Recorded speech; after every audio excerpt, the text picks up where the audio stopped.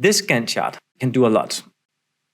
You'll notice that you have lots of these columns. You can add more as you would like, or you can also, as an end user, remove those that you don't need. Let me just try and remove lots of things here that I don't want, like these, and maybe this as well, and this, and so forth. And then it becomes a little bit easier to look at like this. You will also notice that we have this start flag. Now that means, let me just move the project like this. This is the starting date that has been approved by the steering group. So the 2 dates you saw right here, start and end date. This is a very simple way to make sure that if someone plans this project to start earlier than we have approved, we will flag all the tasks that are before the start date, including the entire project. So we can see and flag and report on these issues.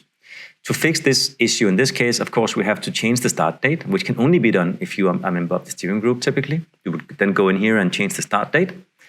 Or you simply, of course, move the entire phase to start here so that we don't have the problem. Similar, we also have the end date. If I zoom out a bit here, the finish date, and the same thing happens if you go beyond the finish date, you will see a warning indicator as well. Now, this is not to say that we don't have the normal baselines that people are used to. So if you have a project and you're satisfied with how it looks, and maybe you create some links like this, or create some extra tasks, so new task, 1, 2, 3, like this, and you move it where it should be.